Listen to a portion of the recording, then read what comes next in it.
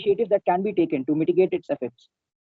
The reason why we feel it's a very important issue is the failure of education. It's not the brain drain that is the challenge. Our education is so incredibly flawed, so deficient. The real loss is that most of our gene pool is wasted because of substandard, make-believe, tragic education. You address that, rest of the problems can be fixed. How do you think we can make our country a very, habitable, or you could say, very attractive or lucrative prospect for not just our own students, but also students from across the world to come? Designing of the evaluation in a manner that real outcomes, namely comprehension and communication in language, not rote learning, conceptual understanding and applying the concepts for problem solving in mathematics, and logical framework to derive conclusions from given facts in science. What are the factors that should be considered while determining the right path for both personal and professional fulfillment? If we really do what is natural to us, which we love most, we are most likely to succeed, we are most likely to enjoy.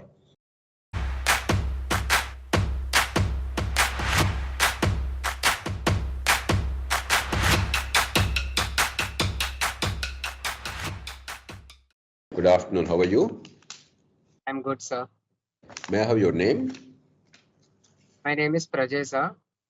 I'm a third year UG student from the Department of Mathematics at IIT Kharagpur. Did you say Prajay? Prajay, sir. Prajay, okay. Yes, sir. Go ahead, I'm at your disposal. Yeah, so I'm currently a governor at a Public Policy and Governance Society, sir. Okay. So, Sir, good evening, sir. Myself, I am Sagurthi Dinaraju. Good evening, Dinaraju. How are you? Where are you from? I'm fine, sir. I'm from Hyderabad, sir. Hyderabad. Okay. Before starting the event, I just wanted to give an overview of how we have got an idea. So first of all, thank you for giving us an opportunity to interact with you. Oh, my as pleasure. well, my whole family and my father is a big fan of you, sir, since from his young age, and I am also a big fan of you, sir. It's like maybe my future generation also. The work and the hard work, the struggles, and each and every step of your journey, it's like a very inspiration for us. So one of my friend is working in FTR, sir. Through that, we have got the contact for Ankit Garu, and we now very like Ankit Garu have helped us a lot. So before just starting, I just want to give an with overview. us. We are together right now. You see, many of your interviews, especially in recent days, these online interactions were quite good, sir. We thought of going with an offline interaction, but Ankit Garu has suggested for an online one. Sir, am I audible? Yes, I can hear you. Yeah, good afternoon, sir. I am Agrim Chaudhary. I am a third year undergraduate student at IIT Kharagpur, and I am a policy head at Public Policy and Governance Society. So first of all, thanks a lot for your time, sir. Thanks a lot for taking out your time to talk to us. My pleasure. As I think Sagurthi has already expressed, this is not really an interview or something. This is more like this is just an opportunity. This is just an opportunity for us to talk to you and for us to interact with you, and that's it. So starting with that.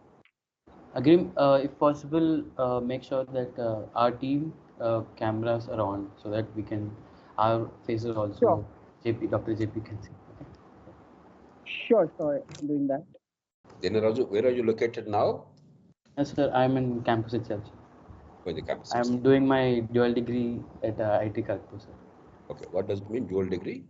BTech plus MTech, sir. Usually takes around 4 plus 2 years. It's 6 years, of course, but for us here, 4 plus 1.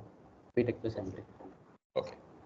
Which branch is it? So I'm doing major in biotechnology and biochemical engineering and micro and entrepreneurship.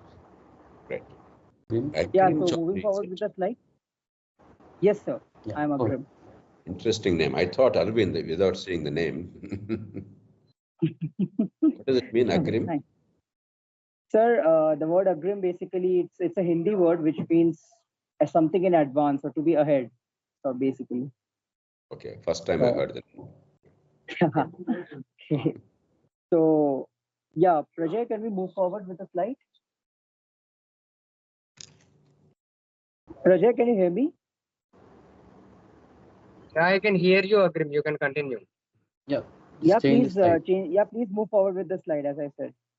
Okay, so sir, well, obviously, it's as I said, it's an unbelievable. It's our honor to talk to you.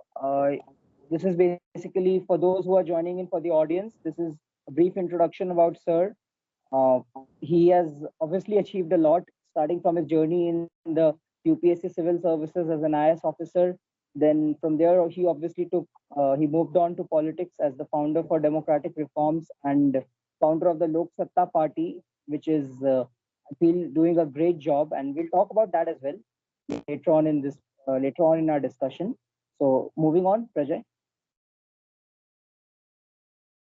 Yeah, for sir and for the audience, this is just briefly about us, Public Policy and Governance Society at IIT Kharagpur.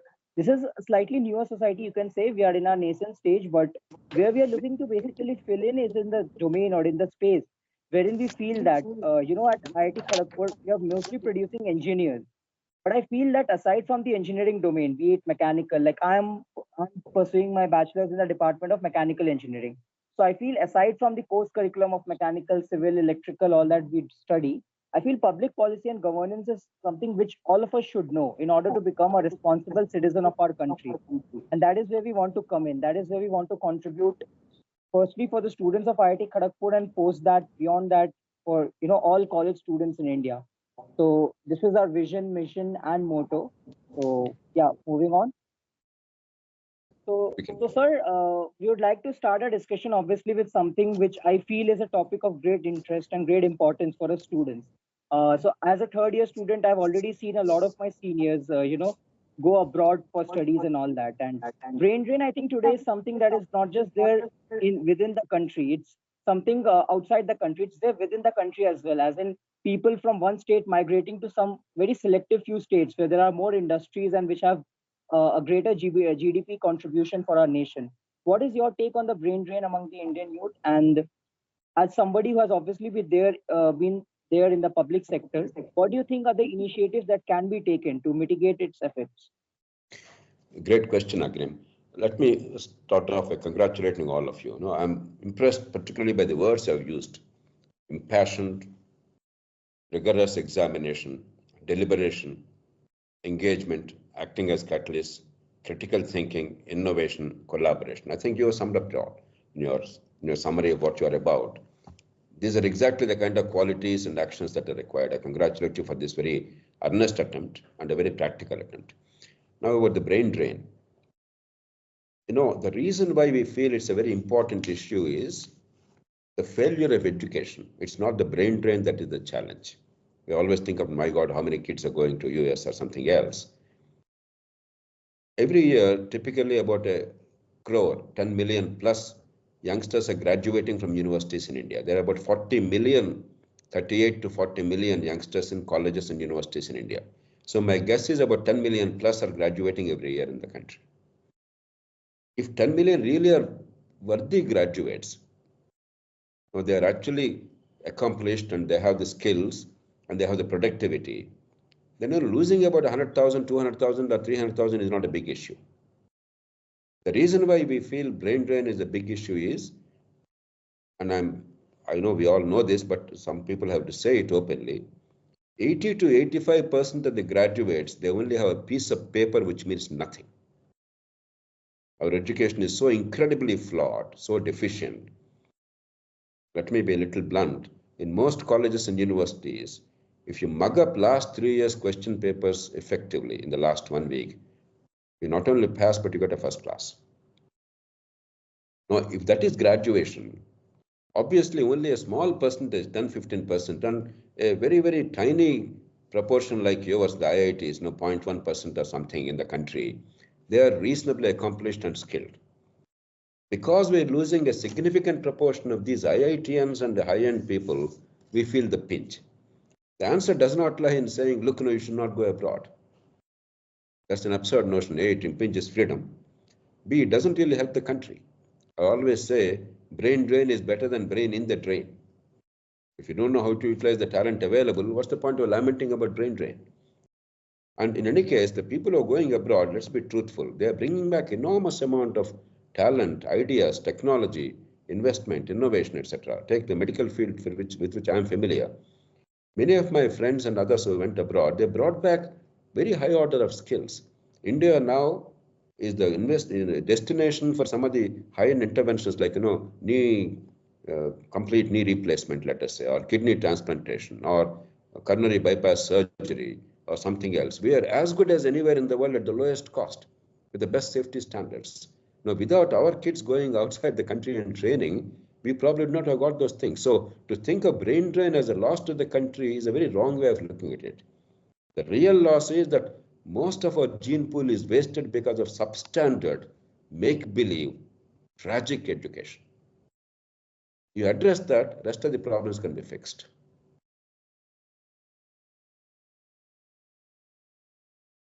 So regarding this, actually, I wanted to know, you obviously talked about the fact that a lot of graduates, they just have a degree on paper, but not really some, real life skills that can be leveraged in anywhere in today's world in the industry. How do you think Absolutely. how do you think we can make our country a very, habitable, or you could say, very attractive or lucrative prospect for not just our own students, but also students from across the world to come here to either study or, take on jobs in the industry? With regards to that, what are the policy initiatives that we should take? It's a very broad question. Let me try and identify a few specifics. For any kind of rejuvenation, the starting point is quality school education.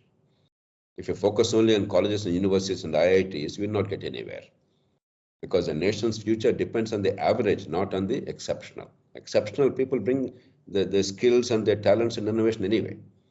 But whether the nation is marching or not depends on the average. School education must be the starting point. And outcome measurement, appropriate designing of the evaluation in a manner that real outcomes, namely comprehension and communication in language, not rote learning, conceptual understanding and applying the concepts for problem solving in mathematics, and logical framework to derive conclusions from given facts in science. The kind of things that are tested in very acclaimed examinations all over the world. For instance, PISA, Program for International Students Assessment. India ranks second from bottom, the only time we participated. And our shameful response is that we will not participate in PISA again.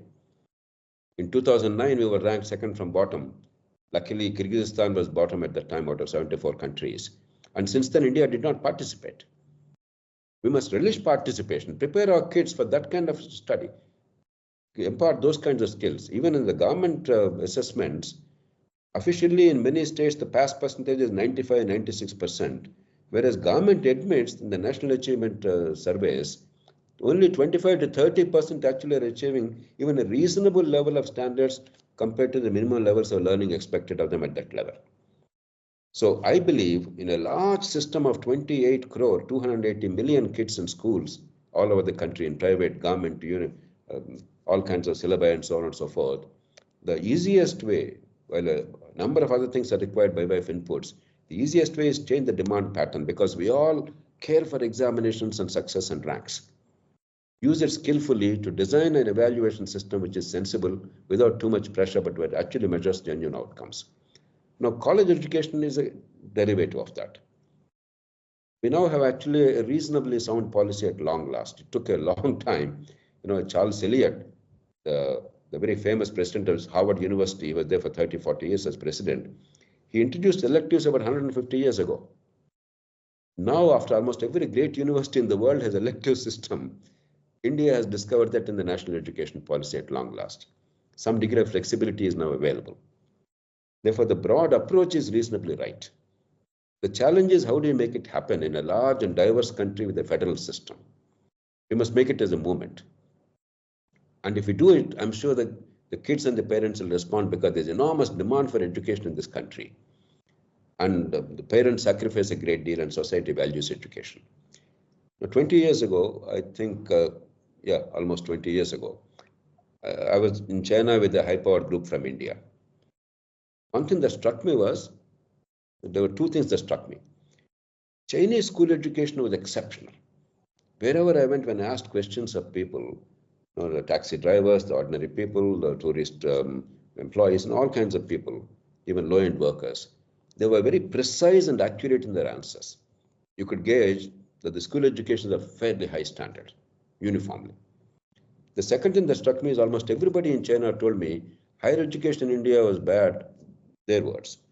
In China, higher education was bad, and they admired Indian higher education because they saw the IITs and IIMs, and they wrongly believed that all of India has this fantastic education because of your brand image. Of course, as an Indian, I would maintain silence. I would not say how our education is bad. But within these 15, 20 years, China has now become number 2 in higher education. You take the patents, the R&D, generation of new knowledge, the quality of output in universities and colleges, it's phenomenal. To build a great university takes generations, and yet you can accelerate the process if you have the national will and hire the best talent, give them the flexibility and freedom, and really measure their outcomes appropriately. I think India has all the ingredients in place except bad policy.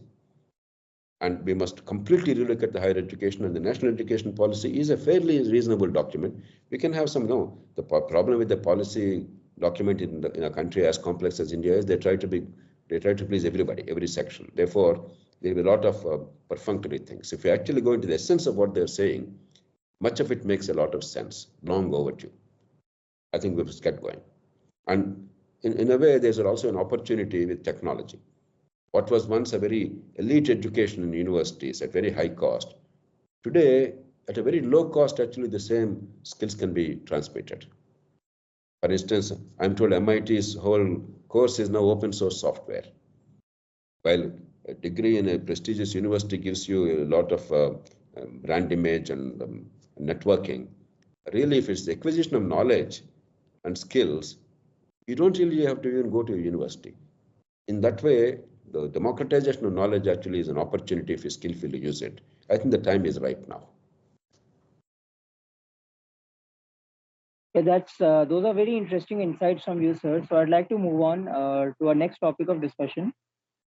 So we obviously talked about the current landscape of Indian education system and the democratization of knowledge. So in the current landscape, a lot of people, they tend to focus on financial stability more than pursuing their passion or what they want to do. And this is especially true because at IITs, I've seen most of the people are from middle class families, lower or middle income households, and this is particularly prevalent in those cases.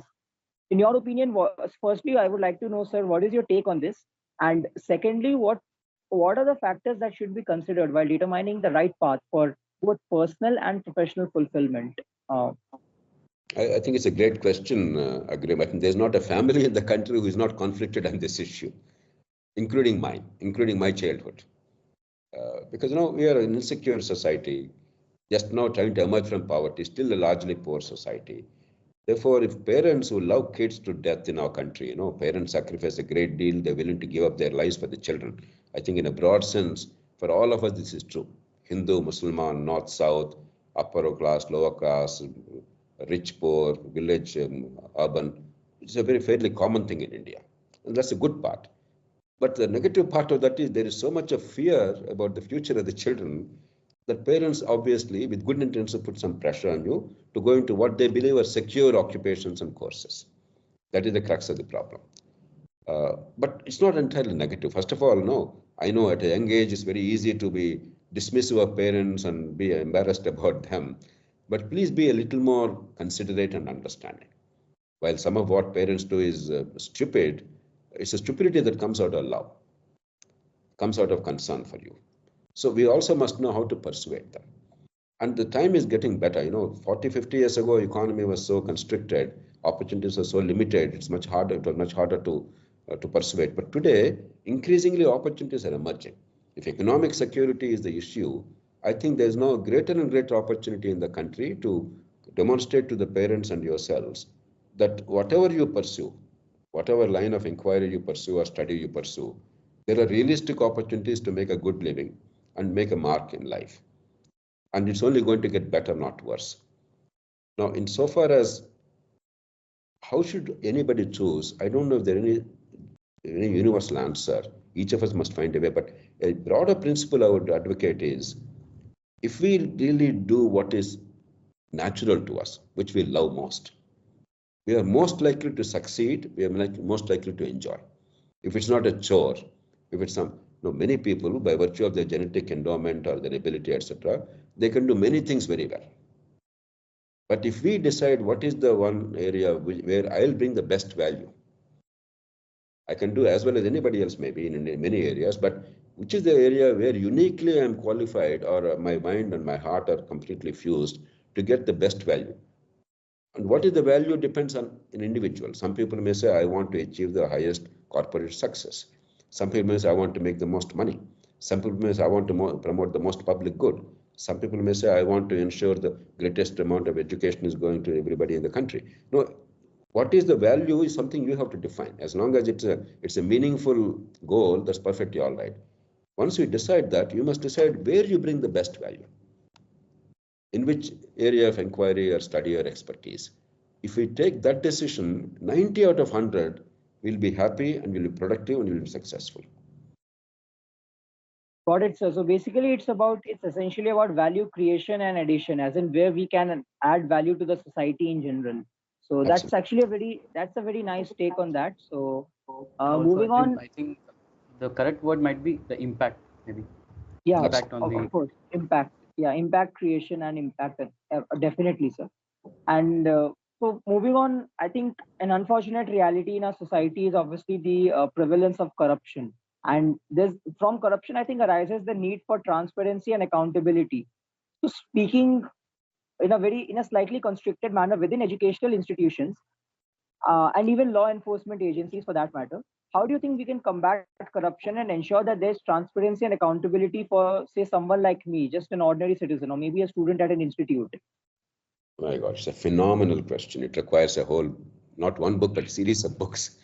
Let me very briefly give a glimpse of my own understanding, a bit about education, but a bit more about the generic issue of corruption in India. Education, offhand, there are 2-3 areas we talk about when we talk about corruption. One is obviously fee structure. You're fleecing from the students, schools in particular, many people complain, etc. Another is in admissions, the corruption in admissions, the non-transparent or corrupt, and then leakage of examination or mass copying. So corruption, broadly speaking, in a variety of forms. Obviously, you must create a system which is foolproof in terms of copying. I wish I could say it's not common, but I am increasingly told that mass copying has become ubiquitous in our education system in many colleges and schools. I remember either me watching or somebody telling me in Uttar Pradesh, when a government decided that at least they will try and curb copying in schools, the Minister of Education was brought before the audience in a TV channel and put in the dock, and an anchor, I believe, asked the question, how can you stop copying when poor kids will suffer if copying is not there, they will not pass. And the poor minister had to defend his decision and say, no, I don't mean to hurt the poor people. If this is the kind of discussion in a national channel in the country, it's so depressing. I'm a great optimist, but these are moments when I feel a sense of anger and despair both. So we have to address this. But about money question, that is what most people talk about when they talk about corruption. Private education is an offshoot of government's failure. Now, treating private sector as the enemy, because we are in India very famously addicted to socialist notions without understanding the meaning of socialism, and therefore anything private is corrupt and bad and sinful, everything corrupt governmental is noble. It's a very silly idea. Schools mostly and colleges, they have come about because the government failed spectacularly. If there is single biggest failure of Indian governance process, it is education in the country, in a country where the demand is so great. So now private sector is trying to fill in the gap. They're not doing a great job because the framework is not good, but that's not their fault. Now to therefore treat them as enemies and then try to regulate the fee structure, this is very populist but very dangerous. What we require is make it a transparent mechanism. If my kid goes to a school or a college, what exactly are the amenities and who are the teachers? What is their background and qualifications? And then what is the fee structure? Then I decide whether I would want it or not. Instead of some babu sitting there or a group committee sitting there and deciding this is the fee structure that I impose on you. First of all, the amenities and the quality of education are completely varying, and therefore you cannot impose a certain standard. And second, that leads to phenomenal corruption. In India, you make more laws, you create more corruption. Now, the broader issue of corruption. Corruption is a bit like cancer. In medical parlance, we use the word cancer.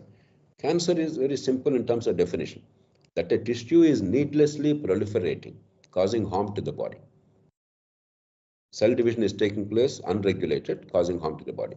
While there is a generic definition, the form of cancer varies from organ to organ. Within an organ, again, the nature of cancer varies. Therefore, the treatment varies. So is it the corruption. While corruption, broadly, we understand abusing public office for personal gain and taking money as a consideration for a decision or action, and so on and so forth. That's easy to understand. But the way to address corruption depends on the kind of corruption. First, let me address the issue of morality, because we are very fond of talking of morality in India. Indians, and I'm saying this with complete sense of responsibility, are as moral as anybody else in the world, perhaps even more moral.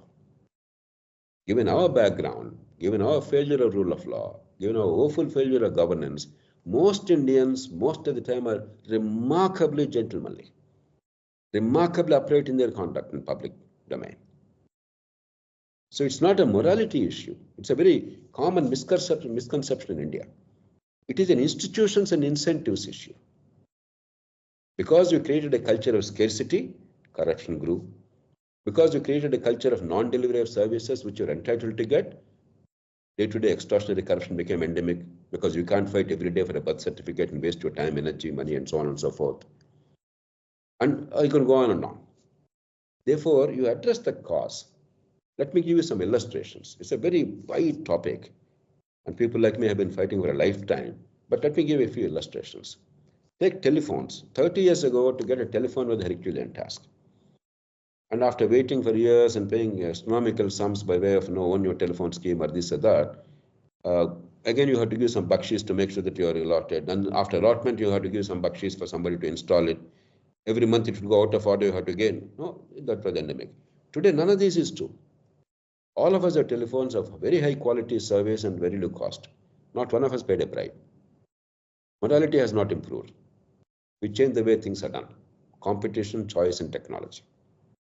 Railway reservations. Your generation will not even understand. Ask your parents and grandparents. 40, 50 years ago, you wanted a railway berth. Inevitably, you have to take some 20, 30 rupees in those days, a princely sum of money. And then you must put it in the hands of the ticket conductor or whatever that person's name is to get a berth. Today, in 95% cases, that's not necessary by simple technology and transparency and computerization. Take passports. Even 20 years ago, there was a lot of delay and corruption. Today, they systematize the process. Corruption has come down. Take 2G spectrum that sent shockwaves when all of you were probably kids in school, those in the IITs now. That's how the whole anti-corruption movement and then our party came. But that was a different issue. When everybody was fighting about putting people in jail, I said, look, all that's okay. We talk big and nothing happens because there are bigger issues at work here, the rule of law failure. Let us at least take this as an opportunity to end corruption in allocation of spectrum and other natural resources. I mobilized 15, 20 eminent Indians, and I led them and went to the Supreme Court. And on the basis of arbitrary allocation of spectrum, I asked the court to cancel that 122 licenses. You don't have to prove corruption. They were simply allocated in an arbitrary, non-scientific, non-transparent way. That's good enough. And I asked the court to order mandatory competitive bidding process in a transparent manner in allocation of spectrum. The court ordered that. Since then, I can guarantee you, there's not 1 rupee of corruption in spectrum allocation in India. So change the way it's done. But the particular way for a particular method of corruption, it varies, depending on the context and the nature of the issues involved. I can go on and on. Ultimately, the 2-3 broad issues we have to address. One is the extraordinary corruption in which people are compelled to pay a bribe without getting anything out of turn. The birth certificate, the ration card, the water connection, the electricity connection, 100 other things. 58% of the households of India, 58% of the households of India are forced to pay a bribe at one point of time or the other in a single year. There is not a family in India which is not compelled to pay a bribe somewhere, some amount, for no fault of theirs. Don't criminalize people and say bribe givers are all bad in those cases. Those cases, because of the failure of service delivery and abnormal cost of not getting that service, we are forced to pay a bribe. Create a framework in which the service delivery is automatic and the responsibility is fixed on them. Citizens' charters, other modes are available. Similarly, in other forms of thing, as I told you, transparency, state understanding its role and playing the role effectively, economic freedom, competition, choice, etc. At the end of all this, you have to look at two things. One, is there an incentive structure where if you are corrupt, there is a fairly high degree of certainty of being punished severely? Not only in terms of jail, but actually losing all property. That's a more severe punishment than going to jail. That whatever ill-gotten money I earned, me and my children will not get a paisa. If that is assured, then corruption will end. That means you have to create independent institutions that actually work effectively outside political or bureaucratic interference. Rule of law is effective. Lokpal, a great opportunity was squandered. Its conception was bad initially. At least people like me worked hard to make sure that the law was right. We corrected it. But because of the way things happened for a variety of reasons, now we have a colorless, tasteless, orderless Lokpal. We must actually build regular, genuine institutional capacity to address corruption. Finally, without addressing money in politics, the illegitimate money that is flowing into politics on a very vast scale, you cannot address corruption because the demand side is unaddressed. Even if you stop supply in some areas, the demand is unchecked. Other areas, you forcibly open up.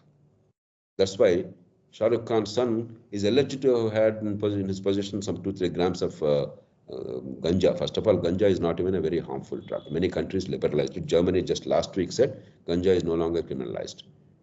Second, whether he had it in possession or not, I do not know. But what happened? I believe crores of rupees were demanded as a bribe just to give him bail. So unless the demand side is addressed, some avenue or other will keep opening up. The central demand of corruption is coming from money power, illegitimate money power is coming from politics. Therefore, nature of politics must be addressed. Can we create an electoral system where this vast distribution of crores and crores, in some states you may not see it, but let me assure you, in many southern states minus Kerala, some other states, astronomical sums are being spent illegitimately and unaccountably. And until that is addressed, this drive for corruption in some form or other also will continue to grow. So it's a multifaceted problem. It's not a hopeless situation. Like it's not a values issue. It is institutions issue. Wherever you have done the right things, corruption has come down dramatically. That's the lesson. So we must learn to do the right things in other areas also and find the will to do it. So what's your, I would actually just adding on to here, I would like to know your opinion on the recent decision regarding electoral bonds. How do you see that move? Great question, Akram. Again, we can do grandstanding. In Indians, we're very, very fond of grandstanding in India, and I'm very moral giant, you're all bad kind of thing, But we must be very honest and very insightful. This whole issue, in a way, started with me and Lok Satta movement. In 2001, again, most of you probably were not born because you probably were not 21 or 22 years of age. So 22 years ago, 23 years ago, there was a scandal in India called Tehelka scam. A newspaper called Tehelka captured a few politicians, prominent politicians, collecting or receiving cash donations. In this case, probably the two persons caught on camera were for legitimate political activity, but in cash they collected. It was a common practice because there was no other viable mechanism. One of them was Mr. Bangaru Lakshman, the then BJP president, who was forced to resign. Another was Defense Minister Fernandez, who was also forced to resign until he was cleared by a judicial commission. I used it as an opportunity to reach out to every single political party and major leader in the country and tell them, look, we can't address overnight this money in politics, the vote buying and so on and so forth. At least the legitimate money required for political activity must be legitimately raised. We must incentivize that. We must make it easy. And this indignity of collecting by cash and this suspicion of quid pro quo, all this must be given up and we must have an honorable method. They all embraced the idea.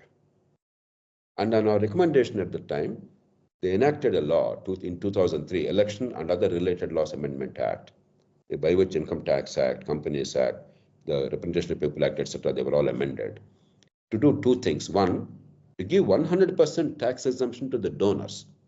For individuals, unlimited amount. For corporates, 5% of the net average profit. That's what we proposed at the time, net average profit over 3 years. The second is to give free air time in all electronic media, because we anticipated that in the coming years, it's the television, electronic media, social media was unheard of. But that's also an electronic media. So we anticipated that increasingly electronic media will play an important role in election campaigning. So if that is addressed by some means, the legitimate needs of politics in terms of cost will be curbed. So we said as part of licensing condition, private or government electronic media must give free time. The law was enacted encompassing both. The second one was never operated. The rules were not framed, electronic media, so I'll leave it at that. The first one was implemented. Arun Jaitley was the law minister at that time. Mr. Jaitley told me at least 7-8 occasions subsequently what actually happened. When BJP decided not to collect money by cash henceforth, they said, look, when you are getting full tax exemption, for you there's no loss on account of paying by check. Otherwise, what will happen? By cash, there's no tax paid. By check, you pay the tax and then you give a contribution. That means to give a 100 rupee contribution, you have to actually earn 150 rupees, a double jeopardy. Now that is removed here. There is no tax on the contribution made. So why should I want cash? Please give me only by check. It was a very nice decision. But within 2 months, they discovered that 90% of the donors stopped contributing. The money stopped coming in when they said, we won't receive cash. When they checked up what's happened, donors said, we are afraid to fund any party openly because other parties will go after us. There will be retribution because we don't have a rule of law framework in India where you can support a political party and survive the economic vagaries visiting on you because of that. Governments still decide they have the power to make or unmake your fortunes. Unlike in America, Britain, other countries where a billionaire can do whatever he wants politically, support whomever he likes, fund whomever he likes, and be unafraid of consequences economically. It doesn't touch them. Whereas in India, we don't have that. And that's when the next time the opportunity came for Arun Jaitley to be in power, as finance minister, he brought in this hybrid mechanism. A transparent funding to the parties in the sense that money is openly given by check. Money is spent honestly for a legitimate activity. It gets tax exemption, but the donor source is not revealed to protect him. Obviously, it's not the perfect solution. Now, court rightly said that's not acceptable. But what will happen is, unless we actually work very hard on improving rule of law, what will happen is the money that's at least now accountably going, even if not very transparently because the donor source is not known, that now will go underground as cash money. I can guarantee you, sitting here, I'll tell you, in the coming years, you will find very little money by check and a lot of money by cash, which of course is unaccounted, therefore everybody can pretend everything is okay. And we have experience, 2004 to 2012-13, in 8 years after this law was implemented, only 8.9% went in an accountable manner from known sources. 91.1% was from unknown sources. So we already have a track. We know exactly what's going to happen. So that's why we have to look deeper and figure out a way of creating a legitimate funding mechanism. And having said that, at the end of the day, all this is red herring. Real challenge of India is not the money that's legitimately required for the party functioning or election campaign. It is the vote buying and the illegitimate activities. 90% money in politics is vote buying and illegitimate activities. That's a different issue altogether because the expenditure itself is immoral, illegal, wrong. We must stop it. There, you must address the incentives and the electoral system rather than the law and regulation and so on and so forth. Like, thanks a lot for your insights on that. So, on a related topic, moving on, Rajan. Yeah, so like as I've spoken previously about financial stability and all as well. So, in the current scenario, getting employment is obviously the #1 priority for a lot of students. What, in your opinion, sir, are the steps that can be taken to ensure that the educational curricula it is aligned with the demands of the modern job market? Like we're talking about being in Industry 4.0, Web 3.0, and all that. How do you think our educational curricula should be aligned with that? Agreed. If there is one incredibly... One second, sir. So Yes, adding a small question. So it's been a trend from since our from childhood. It's like even Agrim also has said that when we are born, boy or a girl, and especially in South India, a middle class family, the boy have born, he will be definitely be an engineer or a doctor. So it's been a trend. We are seeing from our childhood ki 10th class, एक बार 10th class हो गया कि you will be going to the engineering college you will get a job, and job you go to government, and then business or politics is like this. There's a being a trend. So adding this one as a scenario, please answer this one. No, it's a great question. There are three layers to this, as I understand, offhand. The first is the skills. Most people don't have skills, and they are unemployable. And your actually second part of the question addresses that challenge. We'll come to that a little bit later. The second is, where are the jobs? Even if I have skills, an estimated 13 million young people are coming into the job market every year, the world's largest ever number. And it will never be exceeded because there's no other country which will have greater population than India in human history forever.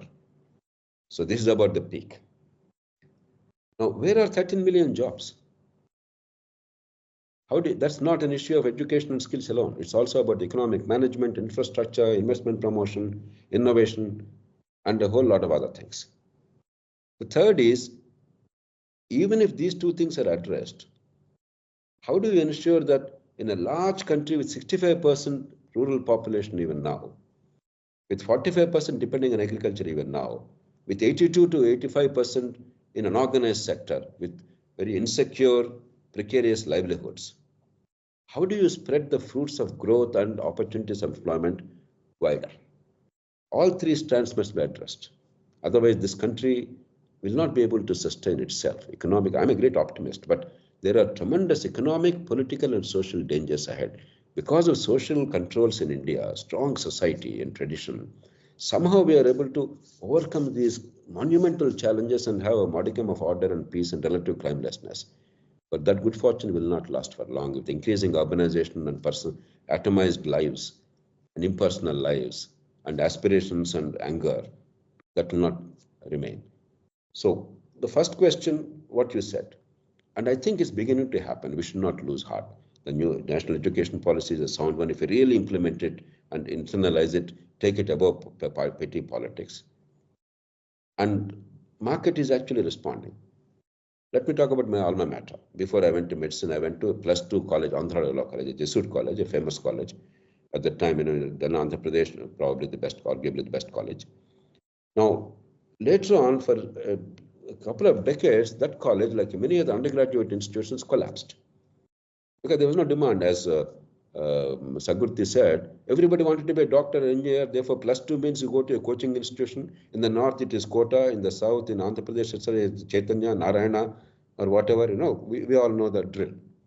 So there's no real passion for undergraduate education, either +2 education in a college, traditionally, or an undergraduate education. Most of it is lost meaning. Now they have discovered a way of doing it. I went to the Loyola Academy in Hyderabad the other day. Loyola College, I understand from friends what's happening. They now responded to the market and they're making flexible courses. The silly old approach of government assistance and aided colleges and aided posts, all this is given up by and large. And they're figuring out where actually the skills are productive, useful, and where the market is rewarding the skills, where placements are there. And then increasingly parents and kids are getting a little smarter than earlier. And they're looking for those skills which give them employment opportunity. So in a way, market is working. All we need to do is nudge the system a little better and faster and on a bigger scale and see that the kids are not cheated. Because if somebody says, I offer you this skill, give me 50,000 fee and you get a job, obviously you'll fall for that. That's where transparency and sensible, limited regulation so that at least we make informed choices is necessary. Along with the national education policy and institutions doing a job to promote R&D and to promote innovation and to really spread a variety of skills required for a complex economy. The second issue of creating jobs is much more complex. I am increasingly committed to rapid economic growth. I believe even at the cost of everything else, if we don't pursue this one single thing for the next 20, 25 years and seize the opportunities, I shudder to think of the future. That means fiscal prudence on the part of the government. You can't simply eat your way into a better future. You're required to consume today for your needs and to take care of the immediate needs of the people. That is short-term welfare, individual welfare. But you must also invest into the future of a long-term public good. There must be a very healthy balance. Some states have it, some states don't have it. I have plenty of evidence. I don't want to go into details. We published a whole document on that. So the single biggest challenge easily to be addressed is the financial discipline on the part of the governments and putting a lot of money, at least the borrowed money, not going for consumption, but for investment in the future, infrastructure, investment, promotion, job creation, etc. And we have to create a framework in which, even today, we had a long discussion with somebody who came from the US, very much like you all, went to US, went to Colombia, became an entrepreneur, became very successful, very worried and passionate about India, and arguing very strongly about what needs to be done to deregulate many areas of activity to grow the economy. So we really have to do all those things. It's not enough if government builds infrastructure. Then in terms of spreading the fruits of development, much of the development is now felt only in big cities. If people with low level of skills are forced to migrate to distant big cities, it's a tragedy for the country and tragedy for these people. You have seen what happened in the wake of COVID pandemic when people were forced to go back to their villages when there were no jobs in the towns, the kind of monumental tragedy we all witnessed in the country. It's not only immoral, it's very dangerous for the country. So unless we allow the growth of a large number of small towns, this is important in my judgment. This is not talked about. So the notion of developing 600,000 villages in India is a bit far-fetched. It will never happen. You can do what you can to give electricity, to do some things, but ultimately, unless there is aggregation of population in a large number of small towns, there is no way you can actually bridge agricultural economy with industrial and service economy, rural areas with urban areas. Therefore, the growth of small towns, so that for low-skilled people, there can be in situ urbanization and local migration without losing the social support system, and have enough skills to be able to survive. And at a relatively low income compared to big cities, they can still have a decent life. And they have social support system, your khandan, your friends, your extended relatives, others are there. So you're not desperate. Whereas the same person going to a city, you know what happens? People migrate from Bihar, let's say, to Hyderabad or Mumbai or some other city. 15, 20 years, they have to live alone. To start with, you cannot live with the family. You cannot afford the family to live with you. You have very abysmal wages. You have no home. You have to travel 15, 20 kilometers to go to work. One day you are sick or one day you lose the job, you are desperate. This is no life. You have to create small towns. So unless we have an all-round strategy, how to improve the skills, how to grow the economy, and how to spread the fruits of development on a much wider scale. These three things must come together. Any one, any two are not enough. But this is the greatest challenge of your generation. Today's India, there's no greater task, there's no more important task than this, in my opinion. Yeah, I think the way you mentioned about structuring, basically in introducing a structure to the way we approach urban planning, that is something which should definitely be looked into. Sir, I'd like to ask you something from your own background. So, you are obviously an IAS officer, and I think you joined civil services in 1980, if I'm not wrong, after UPSC. Yeah. So what do you think? What is your opinion about administrative officers with regards to how they can bring changes in the socio-economic status, and what role do you think they can play in terms of bringing quality education to every single household in rural India? What is the role of the administration, the public servants in this regard? Agree. Whatever be the political system we have, whatever the policies we adopt, ultimately we require competent managers in the public domain to deliver. So there cannot be two opinions about that. But they cannot do everything. Only when there is the right policy and right political direction can the administration deliver. So you must not overestimate the capacity of administration to deliver autonomously. At the same time, there is sufficient space to really improve the outcome, particularly if the conditions are a little more favorable. But have we really done it? For instance, There's nothing that prevented us to improve the education in the country. I don't think it is the Prime Minister or a Chief Minister who dictated education policy or educational, the way examinations are conducted or the papers are set or something else happens. It is the bureaucracy across the board. Let us honestly admit, bureaucracy has failed. I don't want to blame any X, Y, Z, but our exaggerated notion that no, these fellows are wonderful and they're all stopped from doing good things by the dirty politicians is a completely overblown case. It's not entirely true. I'm not saying there's some others are angels. I'm saying we're all part of this terrible vicious cycle. Bureaucracy has been a part of the problem. Now at least we must wake up. And there, of course, individuals are outstanding. This is about the system I'm talking about. There are individuals who made and who are making a phenomenal contribution. Now that, at least in terms of education, there is a greater space available. The national education policy, for the first time, used the word outcomes. It's a shame that until now, never in our education policy do we talk about outcomes. That expression itself is missing. We talked about enrollment, we talked about something else, we never talked about outcomes. Look at the 2009 Right to Education Act. Well-meaning law, but how silly some of the legal provisions are. It said, if an illiterate child is admitted to school, that child must go into age-appropriate class, not learning-appropriate class. If I'm illiterate, but I'm 12 years old, they said you must go into 7th grade because 12 years old must be 7th grade. What kind of a logic is that? How absurd can you be? And it never talked about evaluation and assessment. It prevented detentions. Well, you cannot fail and detain people casually, but unless there is a benchmark, a goal, honestly assessed, and a need to do well, it's absurd to think that you will actually perform well. So there are many things wrong with our thinking so far.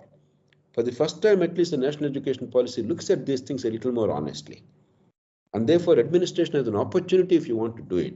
But a policy written by somebody and available in Delhi doesn't mean the country will change. There are 280 million kids in schools.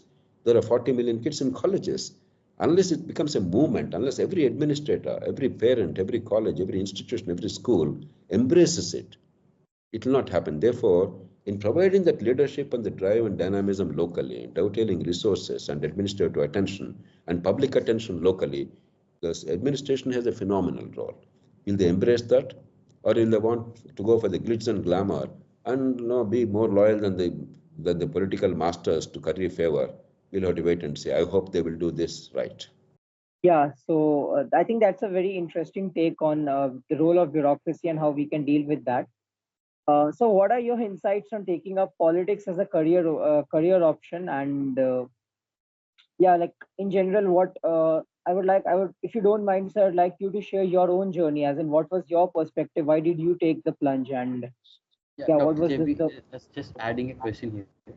Mhm. Like, what are your insights on taking politics as a career option? So adding the question is like, in your point of view, nowadays like very young politicians are coming up. So whether the experienced politicians or it's like the young generation, who can do better?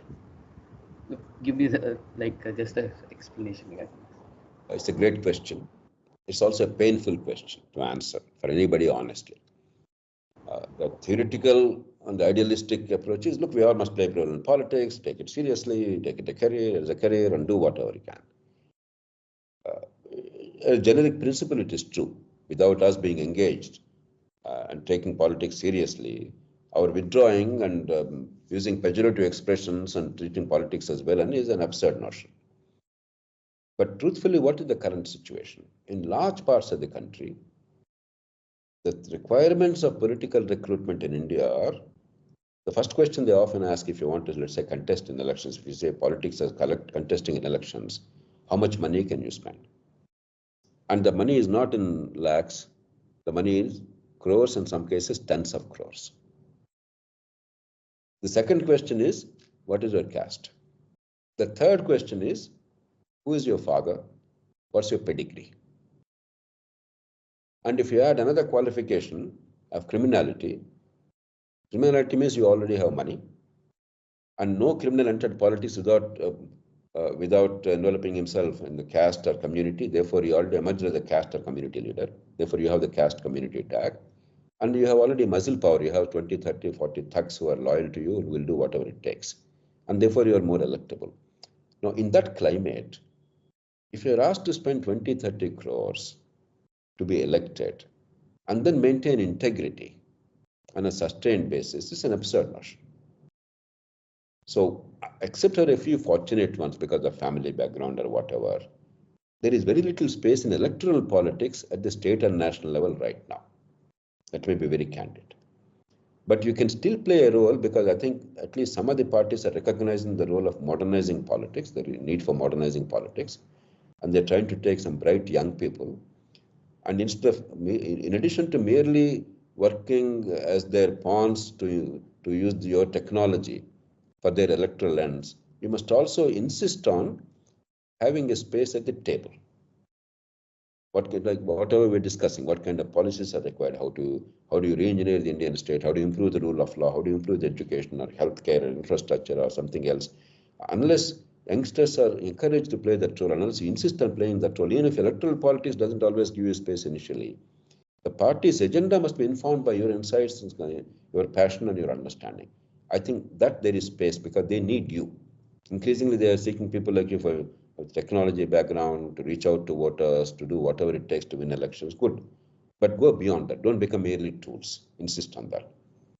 The second way of engaging in politics is if you identify issues that matter to us. Today, for instance, education naturally came up in a serious issue.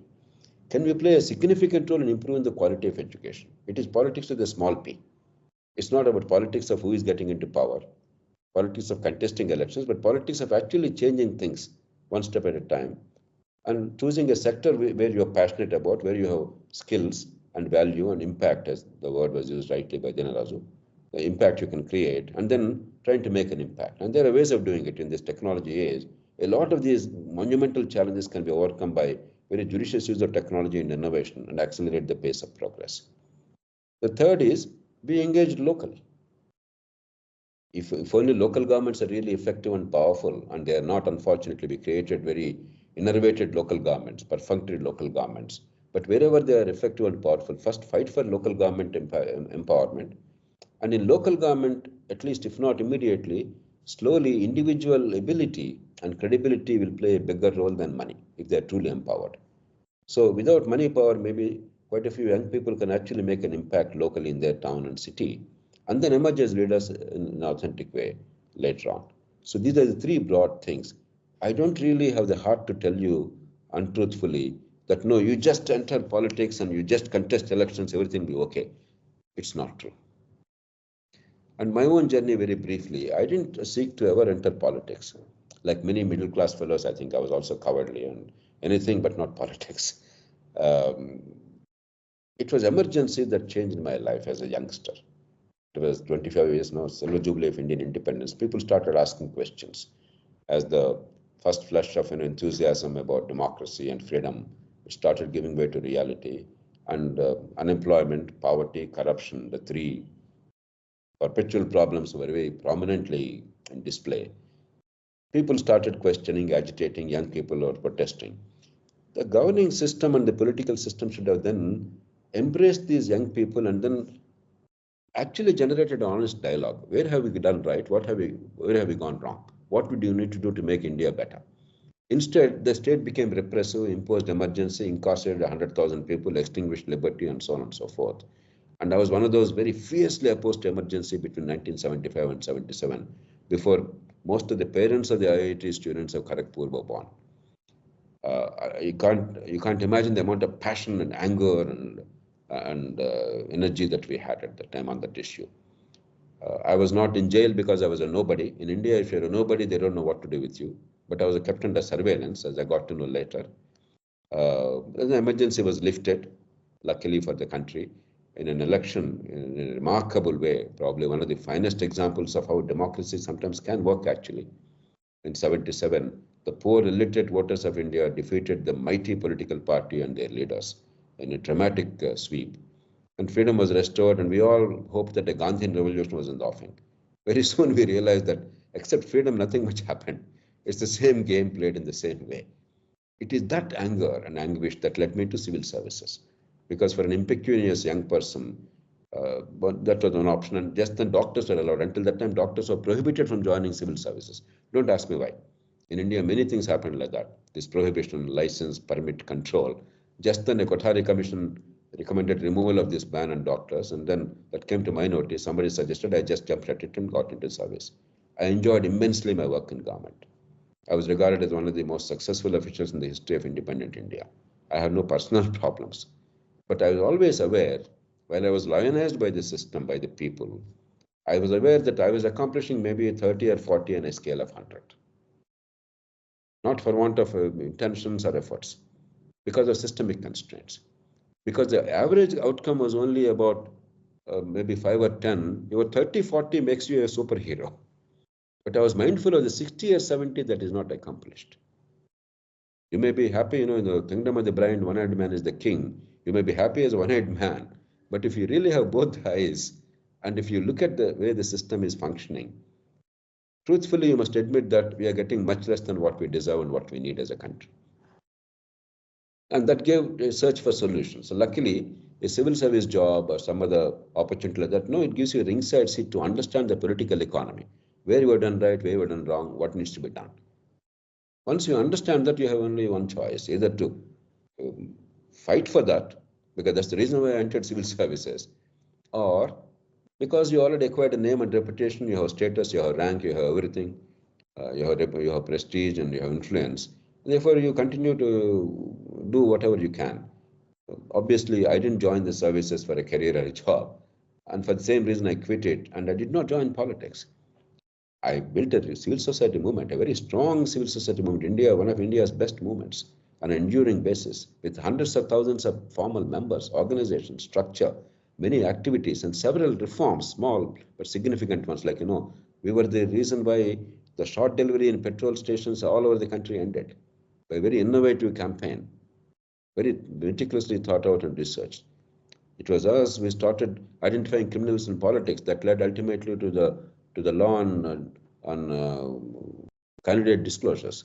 I mentioned to you briefly on the political funding law, the local courts law, the Right to Information Act later on, the National Health Mission, and I can go on and on. 91st Amendment to the Constitution, 97th Amendment, cooperative autonomy, 99th Amendment creating National Judicial Commission. All these were creations of Lok Sabha movement's work in the country. But we felt at a time, after 10 years or so, no matter how much we accomplish, the big changes are eluding us. The political system was not responsive. Now, we felt that if at least we can garner, let's say, 10% of vote consistently, India is growing, young people are becoming more aware, we are getting exposed to the rest of the world, there's greater urbanization, and therefore we felt maybe 10% people are ready. If they are willing to embrace the idea of the significant reforms required and use their voice for that and vote for that, then we can push the system. The big parties will then respond. They have no choice. 10% will not give you any power, but it will give you voice.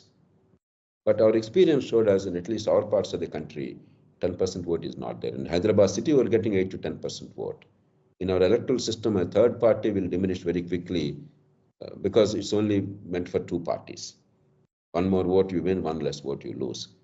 And rural areas, we're getting only 1% vote or so. We have a lot of credibility and name recognition and respect. That's not translated into votes for a variety of other reasons. And that's when we decided we will not be electorally active. So the party continues, but there's no election. We don't contest in elections. But we fight, we do, whatever be the form, we do the same things, fight for changes in the country, in governance and politics. Sir, I feel first of all that is a very interesting way to go about for any political party to go about with regards to public service and all. I think as we delve more and more into the intersection of money, power, and justice.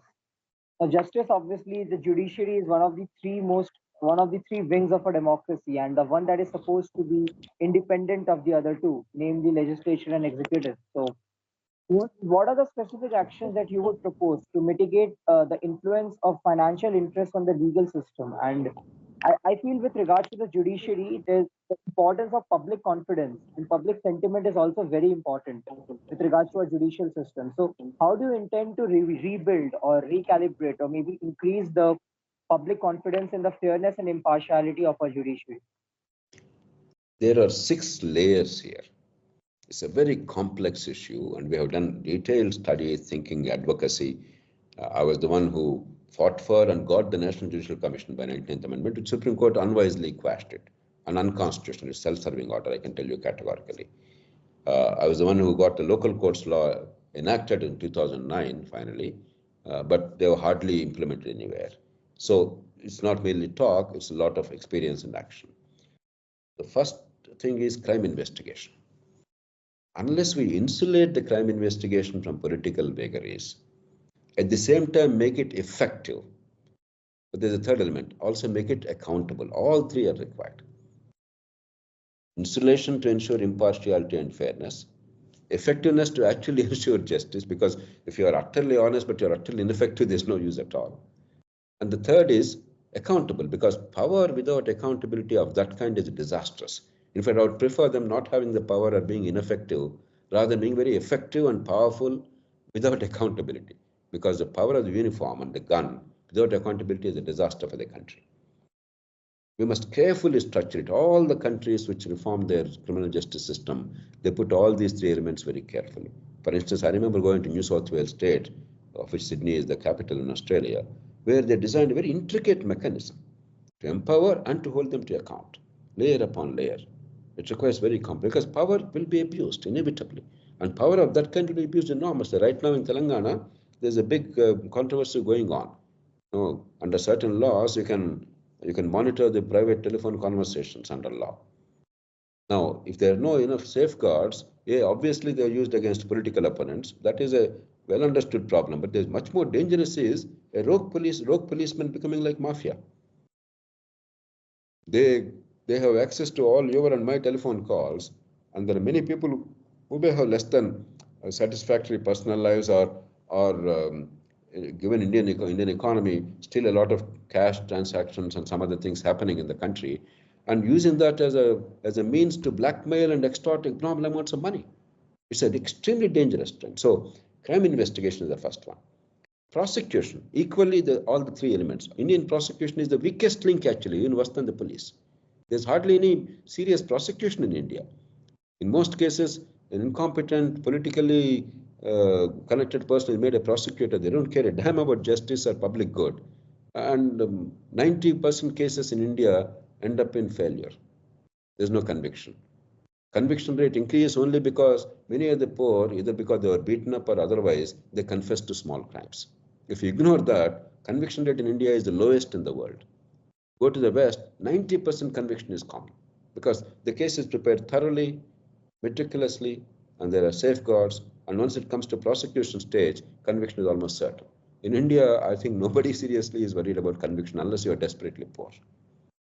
The third is forensics. Even today, most of evidence gathering is very desultory, and you beat the hell out of a fellow and extract a confession. That's not evidence gathering. Interrogation of 7-8 hours, putting down, that's not evidence gathering. You have so much of technology, and it's a low-cost operation. For a country of India says all it costs about 1,000-2,000 crores is peanuts to improve forensics. So forensics. The fourth is procedures. Recently, the Parliament enacted 3 laws: Indian Penal Code, Criminal Procedure Code, and Indian Evidence Act. A priceless opportunity was squandered. These are laws that are made once in a century, or once in a generation, not in a generation, once in a half century, or once in a century and a half.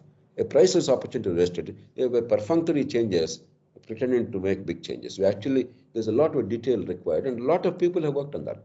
Malamat Committee, led by Justice Malamat, gave a very detailed and very robust set of recommendations, very practical set of recommendations. So the procedures. The fifth element is trial courts. It's not the high courts and Supreme Courts where justice is delivered. It's the trial courts. Whether criminal justice or civil justice, trial courts. There's a radical need for improvement apart from procedures. The quality of judges, monitoring the judges' performance, giving them adequate support. The rest of the world, there are plenty of examples. We don't have to think alone. The world gives you all the examples and experiences.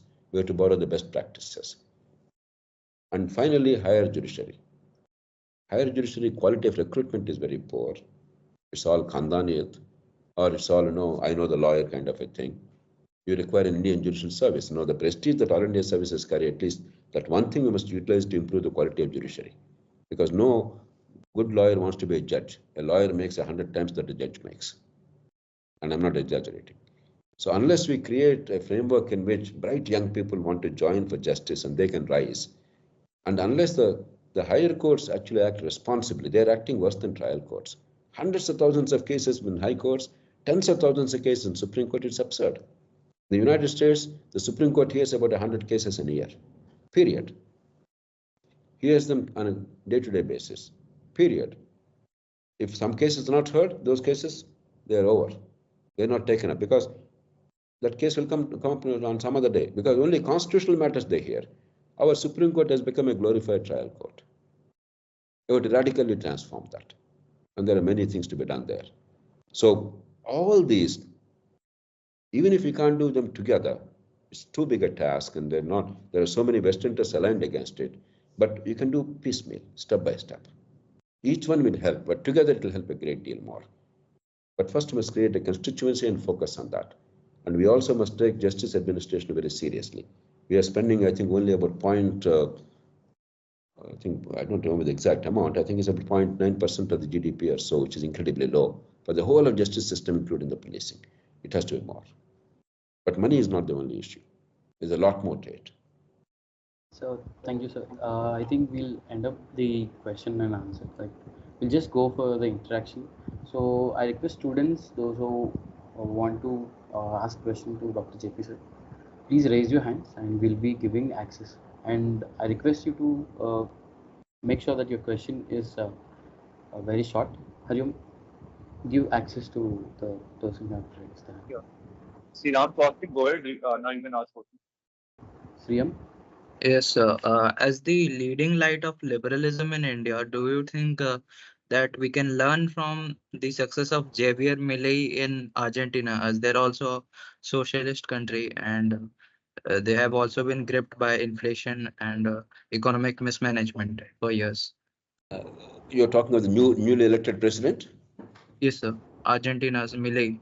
He seems to have extremely radical ideas of liberalism. Let's see to what extent it will work. He's going to the extent of saying that the central bank should be abolished, if I'm not mistaken. And you must embrace the American currency, right? So Yes. some of them may be radical ideas, but basically, it's very hard to build a political constituency for true liberalism. This may be an exception where an extreme liberal or libertarian actually was elected president. It also shows of the instability in the country, political instability and volatility in the country. Otherwise, even in very mature societies where market economy and liberalism are understood, liberalism as a political force is not always strong because in real politics in a democracy, you have to combine judiciously the short-term welfare, the long-term growth, and address the fears and concerns of many people. Is it possible to replicate that in India? Electorally, no, not only in India, almost nowhere in the world. Argentina is almost a standalone case. There is no other case of an extreme libertarian individual becoming a head of government through an election. So if it didn't happen anywhere else, it will happen here, not happen here. But the idea of liberal philosophy and liberal agenda, liberal market economy policies, and to the extent feasible, the social policies, of course there is space. And that's already happening in the world. You take, for instance, women's reproductive rights. It's a libertarian agenda. We don't speak about it. For a country which is so tradition-bound, I don't want to mention the number because I don't want to alert other people and then create a problem in India. Millions of medical terminations of pregnancy are happening out of the free will of the women, giving them independence and rights, reproductive rights, without a fuss, without a problem, without state creating a problem. It's a miracle. It is a libertarian agenda. The whole economic liberalization, though limited it is, whatever extent it happened, libertarian agenda, but the same libertarian agenda or liberal agenda in terms of agricultural laws, the three agricultural laws are partly liberal agenda. They failed because the political conscience is lacking. Even if the government had legal power, the farmers were misinformed, they were wrong.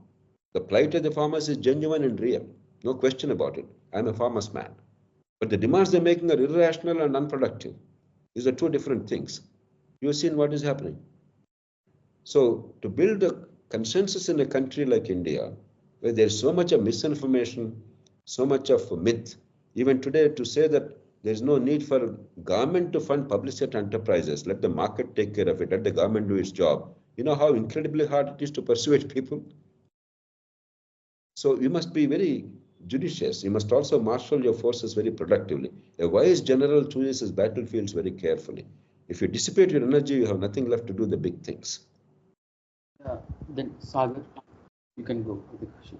Am I audible? Yes, you're audible. Yeah. First of all, thank you for such an insightful session. My question is, we tend to see a lot of students taking up leadership positions in student and college life. As a nation, we want to produce a generation of world leaders. So what qualities would you deem important in a student leader at a college level that would mold him or her into an ideal citizen, who become an asset to national asset kind of in years to come? Sagar, you know, and all of you, in fact, know exactly what qualities are required. So if I say all this, it will be tautology, it will be a waste of time. But if we're coming to another point, a related point, let me mention 3 skills that are required, not so much qualities. What is public good? How is it different from private good? The first challenge is, which is common with private sector and individuals also, how do you reconcile the limited resources with unlimited needs and wants? There's a cruel challenge. You know, the courts pretend as if there's no limitation of resources. They can be popular everywhere. In real life, there's a limitation of resources, time, energy, and money. And you can only do some things. You must decide what to do. That ability to prioritize and persuade people is one of the great skills required in any kind of public life. The second is, particularly in a complex and diverse society like ours, how do you reconcile the conflicting views and differences in this society in a harmonious manner? Caste, money, ideas, urban, rural, region, language, in 22 languages. How do you reconcile all these and then bring unity? The third is perhaps the hardest. Right now, it's proving to be very difficult. There's always a temptation in a personal life or a collective life to yield to the demands of the short-term considerations. No, I want to enjoy today. I want to go to a movie, I want to eat ice cream, I want to do something else, I want something, I don't want to exercise, I want to study, I don't. It's human nature, right? But there's a tomorrow. So while taking care of today's needs, how do you actually inspire them to build a tomorrow with a little bit of sacrifice today? The short term versus the long term. We are only focusing on individual qualities and morality. All that necessary is obvious. But if these 3 skills are not there, a person will not be really effective in delivering outcomes in public life. Now, having said that, what can the student community do? What I think needs to be done is, if you can demonstrate in colleges a different kind of politics, what's happening, unfortunately, is the colleges are imitating real life outside, instead of colleges setting a standard and influencing the life outside. So all the unhappy practices of electoral politics of India are now seen increasingly in colleges and union elections. Can we think of a different electoral system in colleges to actually allow merit to come to the fore? Can we redefine the agenda instead of this silly sloganeering of left versus right and go into problem-solving mode with skills and with deeper analysis and understanding? Can we exhibit great intellectualism instead of this narabaji? You know, if colleges actually can demonstrate that, at least some of the better institutions can demonstrate that, people of my kind, our hope is, maybe that will influence politics outside. We can show the example and say, aren't we ashamed? Can't we learn at least from our children? Damn it, can't we change? Instead, they are influencing college politics, university politics. And students are becoming pawns in the hands of this ugly political system where there's no agenda, there's no idea of a sense of solutions, there's no idealism, there's no practical ability to solve real challenges. We discussed so many today, but it's all about slogans and abuse and rhetoric.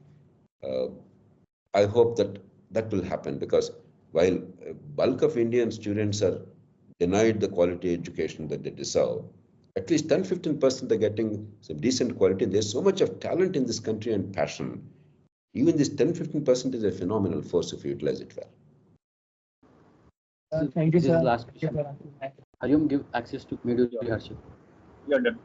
Go ahead with your question, Harshit. Yeah, hello, I'm audible. Yeah, you're on. Okay. Come up. Thank you so much, sir, for this incredible session, and thank you guys. Sir, I wanted to ask this question like about regarding this freebies, which almost every state government and also the central government is doing these days, like mostly to attract voters, I guess.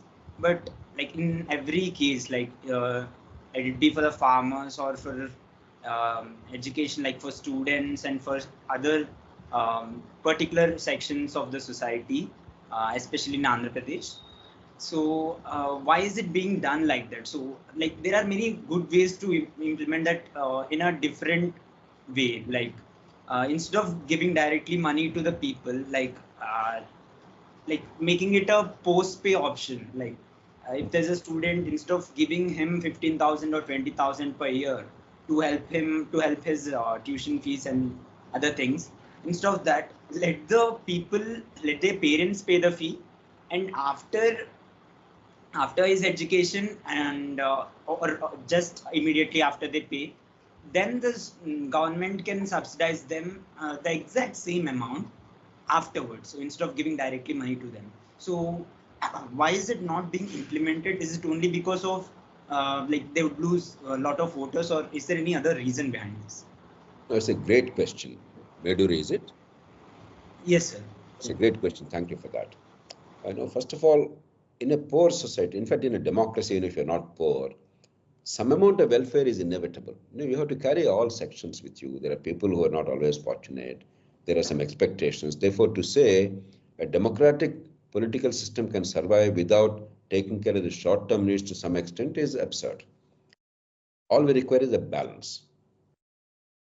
In that, at least when there is welfare, how do you administer welfare is the question you're asking. You are absolutely right. Take Andhra Pradesh. For those who are not familiar, each parent of a child going to school, any school, is getting annually, I think, some 15,000 rupees or so. No questions asked, just because your child is going to school. It is actually a freebie in the name of education. Supposing, as Meduri is suggesting, we link it to educational outcomes. We also improve the outcomes. Well, there are simple ways of doing that at a low cost, because already the state is spending about 90,000 rupees per child at school level, those who are going to government schools. So by spending just another 300, 500 rupees in a judicious manner, by improving the evaluation and viewing a few other things, you can radically improve the outcomes. But that's not what is getting the votes, because that means you actually have to produce the outcomes, you have to prove it, you have to persuade people that it's worthwhile in their lives. Whereas if I give money, there's a feeling that there's a greater likelihood of vote being transactional. And the concern of these fellows is not at all to improve the quality of education or to eliminate the caste discrimination, give them the productive potential, etc. Nothing of the kind. The concern is only one thing: to get the damn vote. I don't care about the consequences. That is the problem. The nature of administration of welfare, even when welfare is warranted, it can be much more innovative to generate better outcomes and alter the incentives. The third issue is we must bring a balance between welfare and long-term good. I have a simple formula, which is a very commonsensical formula, what the economists call the golden rule. Your parents and my parents, what did they do? What do they do? They make sure they take care of your current needs. But they never borrow to meet your current needs, unless it's for education, which is investment in the future or something like that. Basically, they make sure that the borrowed money enhances your earning capacity tomorrow. That means you build the assets, you build a business, or invest the money wisely to get in future income, so that borrowings will not become a burden in the next generation. Whereas current expenditure is met from current revenue. In fact, thrifty families, and most families in India are thrifty, they save money in the current expenditure. That means if my income is 1 lakh rupees, I spend only 50,000 rupees and save 50,000 rupees. That is prudent. At the very least, I don't spend 150,000 rupees for day-to-day expenditure. That's how our families are managed. Our governments manage exactly in the opposite way.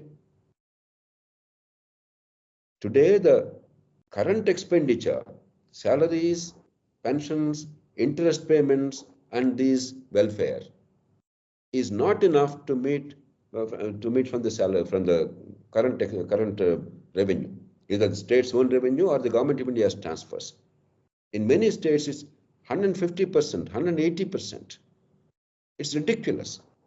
You can't run a country like that because you're running up debts at the cost of the future. So at the very least, If we create a framework in which all your current expenditure, your salaries, etc., interest payments, because the debt is there already, you have to pay interest, there's no choice, and your welfare together are met with the current revenues and transfers from Government of India. And borrowings will be used only for building the economy, infrastructure, investment promotion, and asset building, so that the future is taken care of. I think that simple rule, if you follow, and there is a way of doing it, Constitution allows it. Union government has a responsibility because there's only one government in the country in terms of fiscal responsibility. The state governments cannot go bankrupt. The credit of the Union of India is credit of India. The financial stability of India's stability, not Bihar stability, not the Telangana stability, not Karnataka stability. Therefore, the government of India is given that constitutional role under Article 293 of the Constitution, other provisions, and we must tighten them to make sure that they're equitably, uniformly, impartially implemented across the country. I think the time is right now. We're working very hard at it. Thank you, sir. So I think we have done with the question from that side. And so I just want to end up with a short note. And so I'm very much thankful. Thank you for you for giving this wonderful opportunity for us students like us, because because we have a lot of knowledge in the world. Like we can see in YouTube, the social media everywhere, but the quality of education, the quality of knowledge is very less. So I think today many of our students and myself, we got some clarity, and I would like to thank once again the Public Policy and Governance Society, and as well Ankit Garu and FDR Foundation for taking this platform and making educating students as well. Thank you, General. One sentence: don't despair. You are the hope. When there are many problems, there are also many opportunities. And technology gives us fantastic opportunity to leapfrog, to do things which we failed to do earlier. We can accelerate the progress. And there are simple, practical solutions from our own past experience, your innovation, and the best practices in the world. So there's none of these challenges which has no answer. All these problems are sensible answers. Our work is to work collectively, improve the solutions, innovate better, and then push the system towards those changes by collective assertion. I'm glad that you're paying attention to that. We're proud of all of you. You have created a brand, all the IITs, and you're making a phenomenal impact in the world and in India. And you'll continue to make that impact. But if you really combine our energies and look at public systems in a little more clear manner, not only private innovation and private sector and corporate growth, but public systems, if you pay attention, I think enormous achievement is possible, and we are on the cusp of that. I'm a great optimist. There are some challenges I understand, and we can make a much better India. I wish you all the very best. Thank you.